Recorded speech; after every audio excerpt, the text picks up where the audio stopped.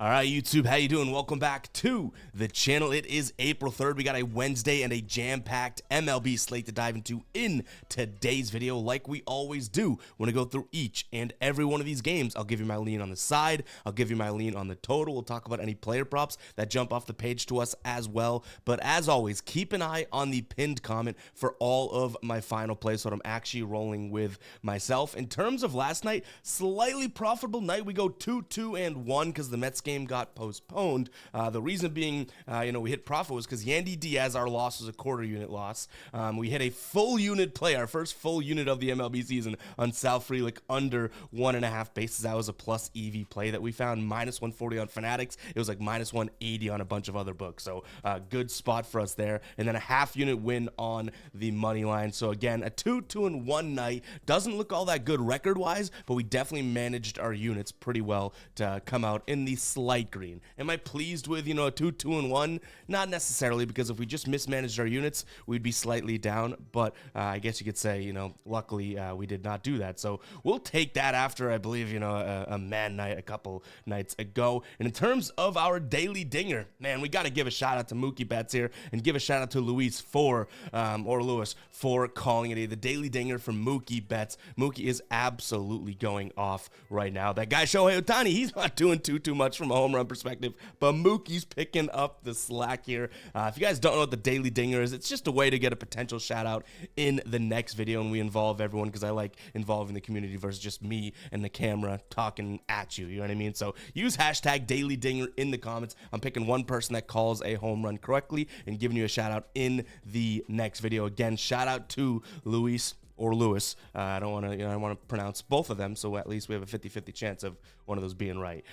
In terms of what we got going on today, like I said, big MLB slate here. Hit that subscribe button, hit that like button, and let's get locked in and jump into game number one.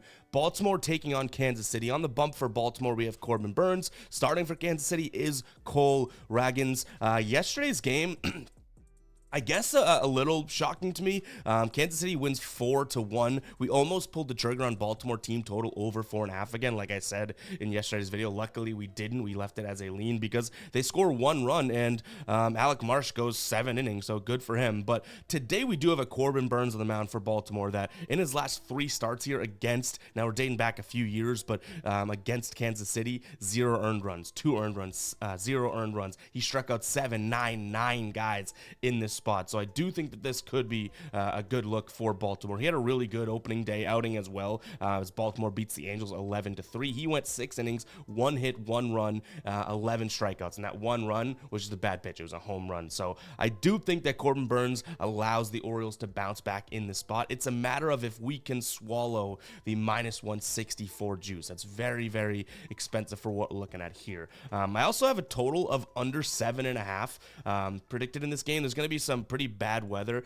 First off, wind is blowing in, I guess, kind of from like right field to third base in a sense, so kind of like diagonally in. But there's going to be thunderstorms apparently. 50 degrees in Baltimore here with some thunderstorms. So I'm going to take the under. The under's also hit in 5 of the last 7 Kansas City games here and 12 of the last 16 games for Baltimore. The problem is this total, and again, it says 7 on the graphic, but you can get under 7.5 right now over on BetMGM for minus 110. The problem is that is super low, and you have a Baltimore team now that has been able to go off multiple times, this season. They had 11 runs, 13 runs. They even scored 6 in game 1 of this series. So that worries us a little bit. But overall, I don't think that we can, argue with Mother Nature. It's going to be some pretty bad weather. So give me the Orioles on the money line, as well as taking a peek at the under in this spot. I don't like any player props right now. In fact, because of the weather, I was thinking about putting together a no home run parlay. So let me know in the comments if you guys would be down for that. Just comment no HR parlay, so I know if that's of interest. What that is we're going to pick like a decent amount of guys, maybe like 2 guys on each team or maybe even more, and say, will there be a home run? No. And because it's a parlay, we should get decent odds if we pick the correct guys. Like, we're not going to pick the Adley Rushmans no home runs and stuff like that, right? It would be like a power hitter no home run type of thing. So let me know in the comments. But anyways, that's what we got for this game so far. Let's move on to the next game. All right, we got Tampa Bay taking on Texas. We cashed this one yesterday. We had Tampa Bay on the money line here. Tampa Bay decently listed as favorites here today, honestly, too, at -120. I would have thought this would be closer to a pick'em. I'm actually going to be on the Texas side of things, as Nate Eovaldi is on the mound for Texas. Honestly, two of my, guys that I like to bet on. I like Savale, even though he kind of burned us a few times last year. He's pitching for Tampa Bay.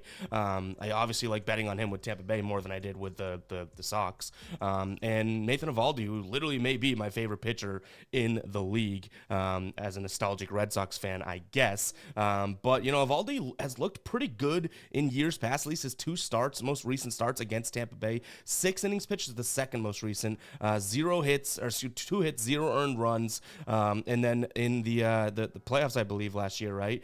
He had 6 2/3 pitched, 1 earned run, 8 strikeouts in a 7-1 win against Tampa Bay. So I do like Eovaldi in the spot. And though it's still early in the year, we can still say that Tampa Bay only batting .205 against righties so far. On base percentage below 300 at .291. So though, again, we want some more sample size before we can kind of hang our hat on that. It doesn't really compare to Texas's .275 average with a .370 on base percentage, averaging over 1 home run per game and 6.4 runs per 9 against righties. So I do think, again, I like Savale in this spot. He's had some success against Texas as well. Actually, did I say the Sox earlier? I meant Cleveland. But overall, I do think that this is just a spot where Eovaldi and the Texas Rangers have some value on them. If I can get them for +105 right now, seems like the valuable play to me. Again, I would have thought this would be more like a -105 Texas, -110 spot for Tampa Bay in terms of like a pick'em, but you're not getting plus money on either side. I like the plus money for Texas here. When it comes to a total, I am backing the pitchers to some degree, but this is a total that isn't all that high, so it makes me a little weary to take the under. I am going to lean towards the under because, again, maybe I'm biased towards these two pitchers, but I wouldn't be surprised if this game, gets to 8 runs or 9 runs, which one would be a push, one would be an over, but I am going to lock my lean in here as a lean towards the under.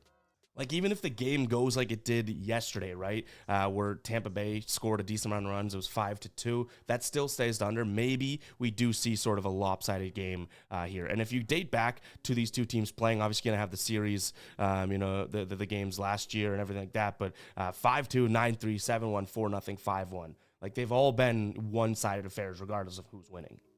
I also don't necessarily hate looking at Nate Eovaldi's strikeouts over 5.5. You can get that for plus money right now over on FanDuel. Fairly EV play. A lot of other sportsbooks have that either right around even odds or minus odds. So I don't necessarily hate that for the value you're getting. And like I said, last outing at 8 against them. Next up, we got Miami taking on the Angels here. Yesterday's game, 3-1 Angels.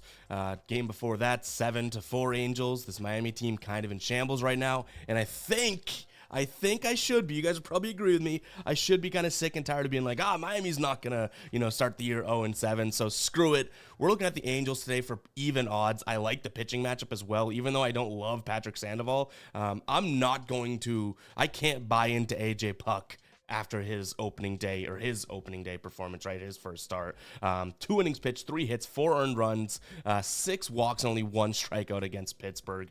And you have a Miami team here that's batting .184 to start the year against lefties. No, sirree. Give me the Angels for plus money in this spot. That's the value. Now, the question is, do I really feel confident betting the Angels? Because you guys kind of know how I feel about them for whatever reason. I am not too high on them. Do I have confidence in actually betting them? Maybe not, but I've reached a point of I cannot make excuses for Miami any longer. And I don't even know why I was making excuses for them in the first place. You know what I mean? I just am kind of shocked that the series they've gone through so far, Pittsburgh and the Angels, I'm not sitting there being like, whoa, they played like Houston and Atlanta. Like, no, they played two teams that they should at least have a few wins against so far. They don't. So I'm going to need to see some W's before we start betting on Miami. So, yeah, I'm sticking away from this one in terms of Miami side and potentially pulling the trigger on the Angels for plus money here. When it comes to the total,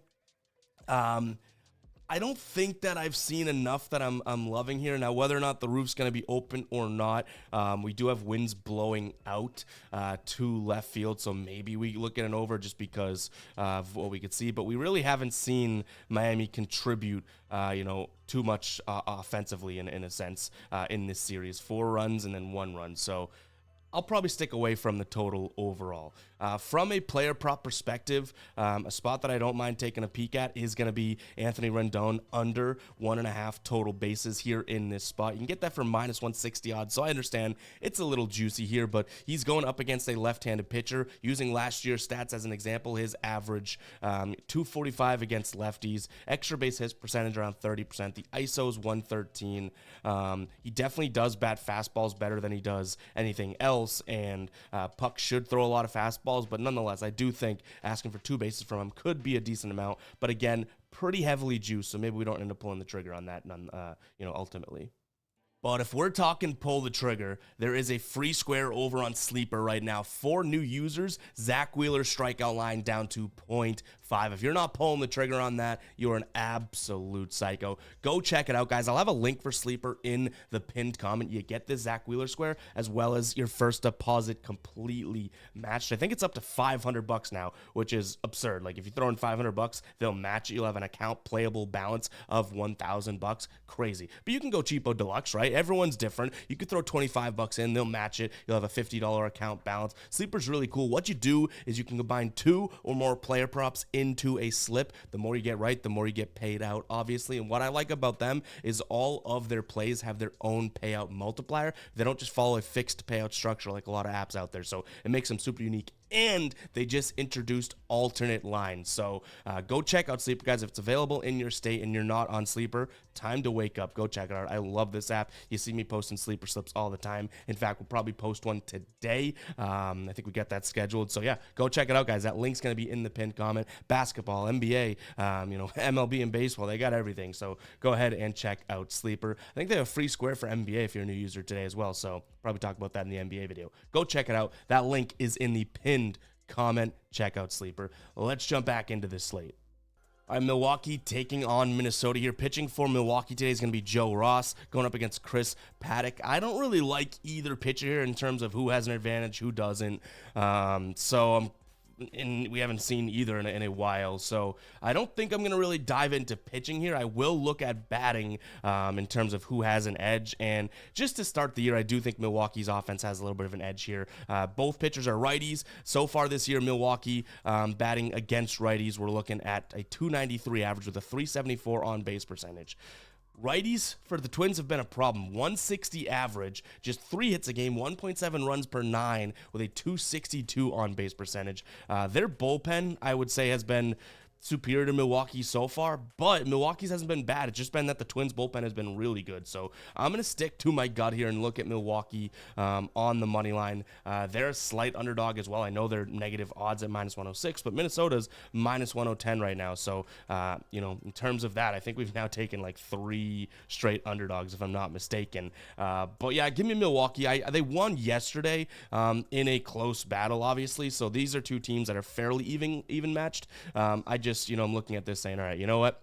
If the pitching isn't going to work out, which realistically, Milwaukee's pitching hasn't looked tremendous other than Freddie Peralta to start the year. I think you can make the same argument for Minnesota. We got to look at offense, and that's why I'm looking at batting average versus the hand of the pitcher. In terms of a total here, 8.5, I could see this getting to 8 runs, almost as like a floor. Again, I'm kind of banking on these pitchers not being all that great. So I'm going to lean towards the over because I think a minimum's 8 runs in this game. It'd be silly for me to be like, oh, well, it's going to land on 8, right? So I'm looking at 8+. Yes, 8 would lose, but 1 more run coming in would cash the over here. When it comes to player props, I'm still interested in potentially fading Sal Frelick here, but I want to see what his odds are. So we could look at his under 1.5 bases again, but again, we only pulled the trigger on that yesterday because we got such a good deal. Again, this was a minus 140 play for us, which is already still pretty juiced, but it's like it was average minus 184 on other sportsbooks. So obviously, a pretty good pull of the trigger for us there. Then when it comes to Player prop on the Twin side of things. I could be convinced here of Matt Wallner, under 1.5 hits, runs, and RBIs. The problem is he's going up against a right-handed pitcher, and his batting jumps to the moon when he faces righties, so that could keep us off it as well. But it's definitely something that's a trending play, and I don't hate the looks of, other than the pitcher matchup.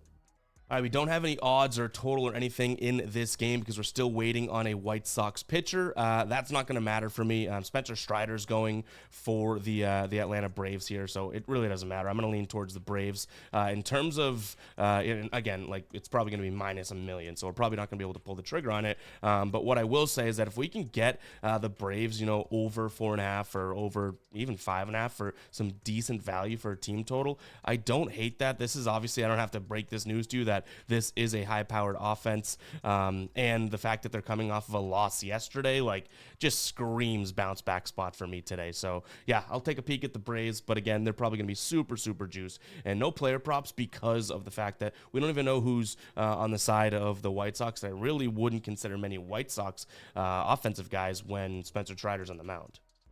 All right, we got Oakland taking on Boston here. I feel like I'm just going to be flabbergasted every time we even look at a Red Sox game because even though they're playing a bad team like Oakland, I still get surprised when they do win, right? But nonetheless, Nick Pivetta on the mound, he shoved in his first start this season against a decent team in Seattle, right? He went 6 innings pitched, 1 earned run, 10 strikeouts, only averaged 14 pitches per inning. He's going up against Ross Stripling today for Oakland, who didn't exactly do that well. 5 innings pitched, 7 hits, 5 runs, 4 of them earned, 6 strikeouts. I'll give him credit there, but he let up a dinger and 2 walks as well. So he didn't really look as great as, I guess you could say, Pivetta did. But if you rewind and look at that game when I talked about Pivetta, like I really don't have much trust in Pivetta, but I definitely don't trust the A's here. So, yes, I'll lean the Sox in this spot. The bullpen, surprisingly, actually hasn't been all that terrible, which I don't know how long that lasts. But if Pivetta can do what he did last time and the bullpen can kind of kick it into gear, I see no reason why they wouldn't be able to win this game.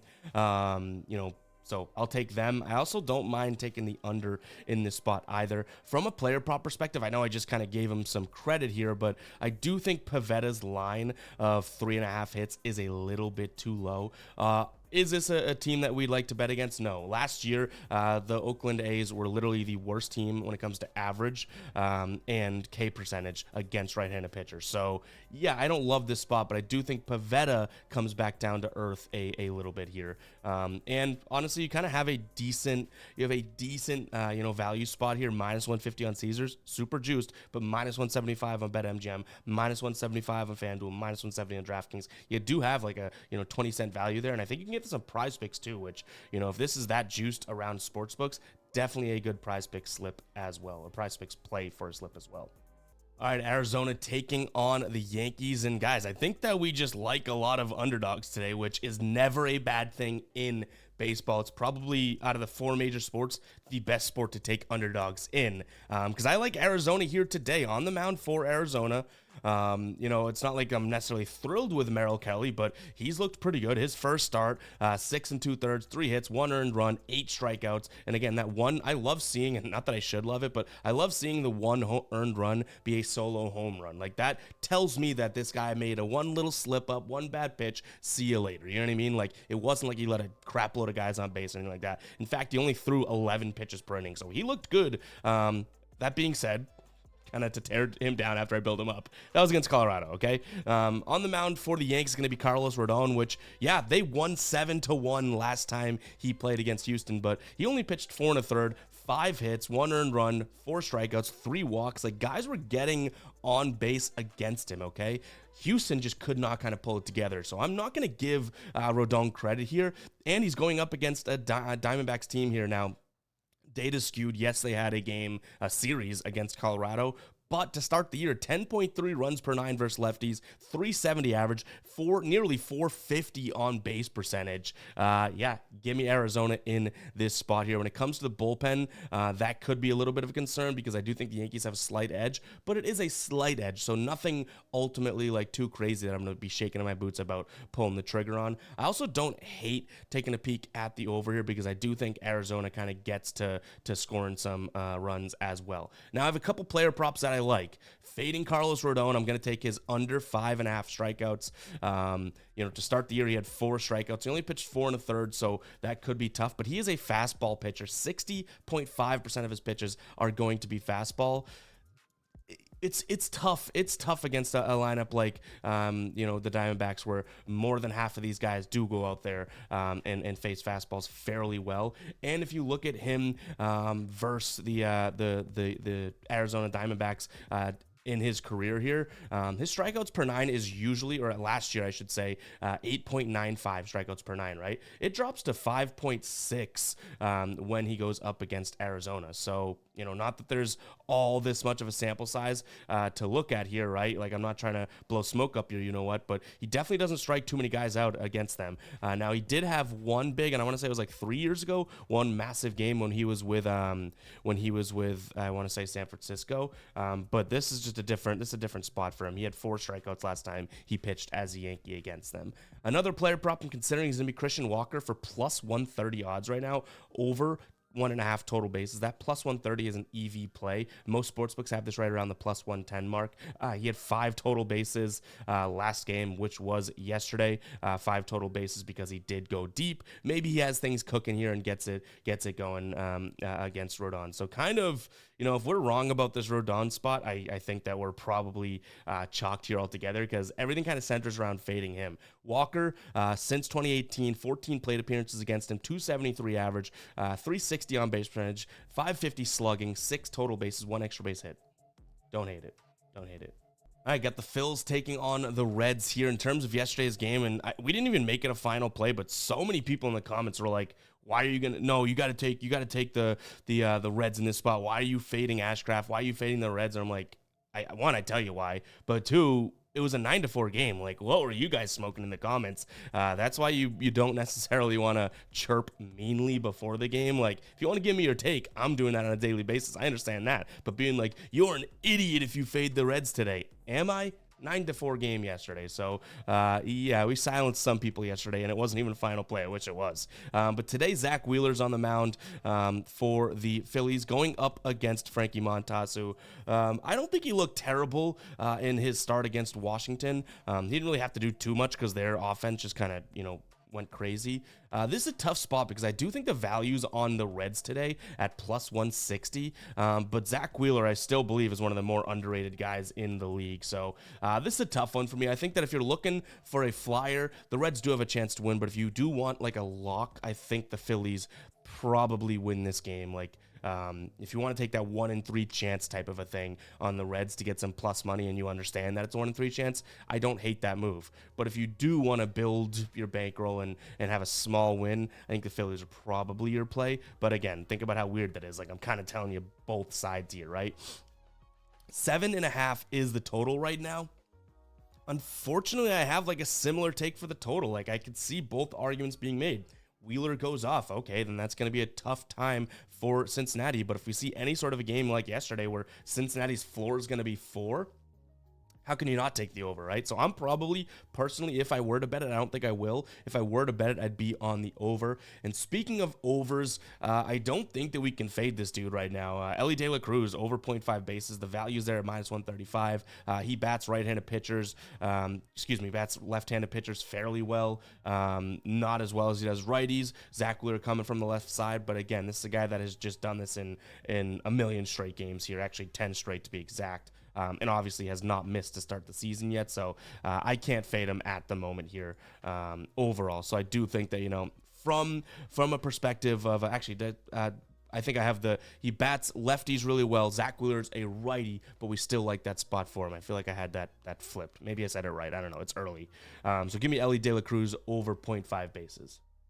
All right, we got San Diego taking on St. Louis here. St. Louis off to a decent start in this series, 5-2 and 6-2 wins. San Diego struggling to start the year now, 3-5. Obviously, they got that Korea game against the Dodgers. That was almost a scheduled loss for the opening day. Then they split against San Francisco and yet to pick up a win against St. Louis here. I think they bounced back today, but honestly, I'm not like that huge on it. Like if I were to have a bet on this game, we'll talk about it in a second. It's going to be a nerfy or a yerfy, so I'll talk about that in a second. But yeah, I'll lean San Diego ever so slightly in this spot. I also don't mind, and again, it's a don't mind. It's not something that I want to go and hammer right now. Don't mind taking a peek at the over. St. Louis's offenses look good.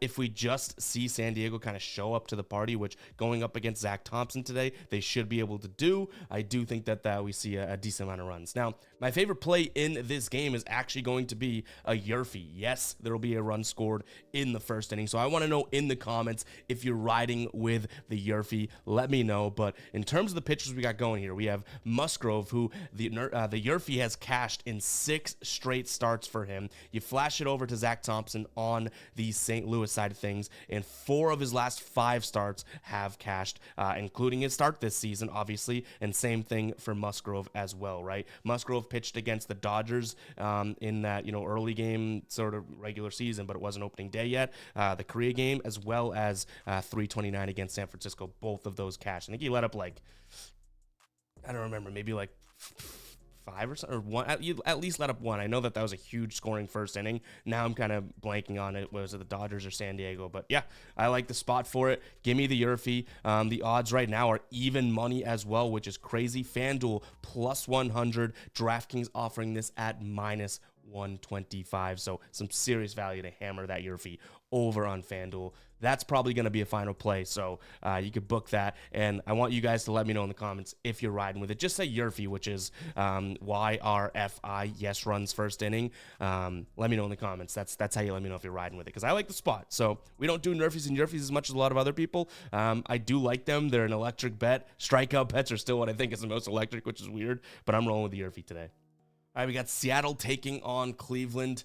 Another sort of weird play. Like, my favorite play in this game is actually going to be taking a peek at the over, and this is another plus money play. You guys will notice that we're throwing a lot of plus money plays out there. I know I mentioned it already, but plus money plays are absolutely massive in baseball, so keep that in mind. Long season, to be able to have that amount of time to hit less than half of these but get plus money is a very profitable strategy in baseball. I like the over 4.5 total runs in the first 5 innings here. That's plus 120 over on FanDuel.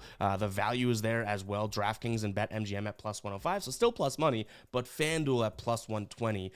In terms of how these teams have done this season here, Cleveland's hit the over in their first 5 of 4.5 and 60% of the games here. Actually, no, this season, excuse me, they've hit that in, I think it's 4 of their 6 games. And Seattle off to a decent start as well, 3 of their 6. So, for a 50-50 chance of hitting, we're getting better than 50-50 chance odds. I'll take that. But if you just ask me, who do I like straight up? Logan Allen's going up against George Kirby here. George Kirby, I would give the pitching nod to him. But Logan Allen didn't look like himself against Oakland. So does he have a bounce back spot? Perhaps. But I'm going to trust George Kirby at 8 Ks in his last outing here when he played the Red Sox. They're also batting lefties, which Logan Allen's coming from the left side, batting lefties really well to start the year, though it's a little bit skewed.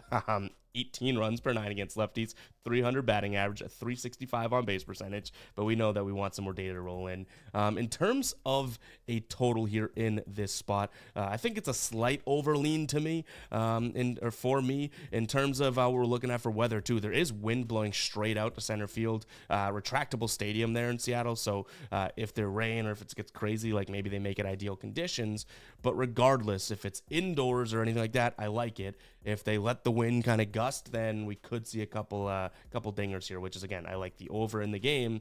Why, or over in the first 5, why wouldn't I like the total overall, right? The reason I like the total over in the first 5 more than anything is because these two bullpens have actually been pretty decent to start the year. All right, Washington taking on Pittsburgh. They're heavily juiced, but Pittsburgh is going to be my lean in this spot. Mitch Keller to start the year didn't look tremendous, but his team ended up getting the win. He pitched 5 2/3. The wheels kind of came off. 7 hits, 5 runs, 4 of them earned, 3 strikeouts, 2 walks. But he's going against Trevor Williams, who also didn't look all that great now in his last start. Yet to get the ball rolling this year. But to be fair, his last start, which was back in September of 2023, was against the Braves. So you could say, hey, do you want the unknown, of a guy that we don't really see much from yet or haven't seen much from yet? Or do you want the Mitch Keller, who kind of stunk it up in his opening day start? I'm going to kind of bank on the guy that's in his second start versus first. That's just where my head's at. In terms of a total in this spot, I don't think I like it either way, but, I could see this being a 5-4 win for Pittsburgh, so I'll lean slightly towards the over in this spot because, again, my floor is kind of right at the number. All right, Mets taking on Detroit. We leaned in pretty much the same matchup yesterday. We leaned towards the Mets, so nothing has changed here as Hauser takes on Casey Mize. I'm still going to lean towards the Mets. I think the Mets are due for a win, but again, we kind of said that about the Marlins, right? So it's like, are we really saying that? Still early in the year. I think it's all right to say that they're due. So give me the Mets in this spot. From a total perspective, I honestly don't really have much of a lean, to be completely honest, but I do think that the Mets. The pitching on both sides isn't like this tremendous pitching. So I'll lean towards the over. The problem is it's probably going to be a crappy weather day, just like it was yesterday. Crazy winds, crazy rain. So I don't think we touch that. I just don't really love the idea of pulling the trigger on an under when, even if it is messy and sloppy and they do play, like mistakes can happen that, walk in unearned runs type of thing. So I honestly, I don't think that I'm going to pull the trigger on the over. So I don't really even like leaning it. It's just that I don't like the look of the under being so low, I guess. But I do like the Mets on the money line, and I also don't mind taking a peek at the Mets pitcher here, Adrian Hauser. It's his first start for the Mets here. Under 4.5 strikeouts, 4+ money. This is a Detroit team that, I wouldn't say that they're necessarily a prolific non-strikeout type team, but Hauser's best pitch is a sinker. He throws it about half the time.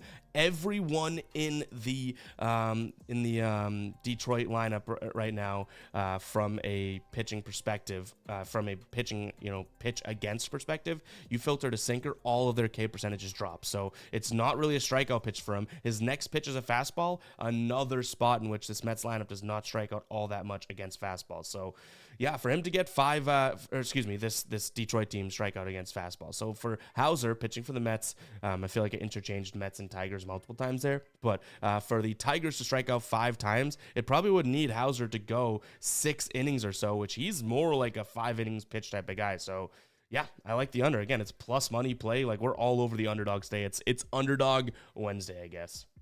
Cubs taking on Colorado. This is quite honestly a game in which I don't have much interest betting. Cal Quantrill gets the start for Colorado, and the Cubs are starting Luke Little here. 12-2 win yesterday. I could see the Chicago winning again, but to be honest, we don't really see much value in pulling the trigger on them at -190, do we? So this is probably one that we end up sticking away from. The total's at 6.5. Assuming that's weather related. I haven't seen the weather of this game yet, but if it's at 6.5, I assume it's weather related, so I'll slightly lean towards the under. But again, literally probably a 0.1% chance that I bet this game.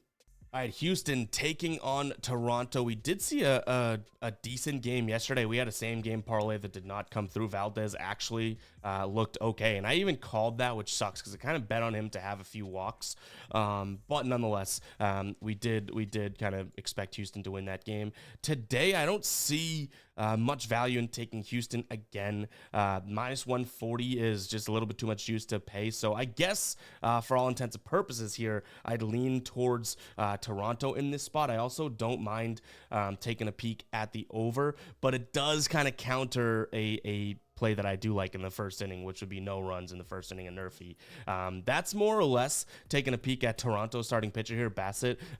8 of his last 10 starts, including 5 of his last 6, and his start this season against a good Tampa Bay team, he's cashed the Nerfy. Javier on the mound for the Stros, he lets up plenty of runs, or he's been pitching in plenty of games as of late that have cashed the over in the first inning. But yeah, I think I like the Nerfy in this spot for plus 106 odds. Again, saying plus money again. Like, this is literally plus money Wednesday. I don't know why.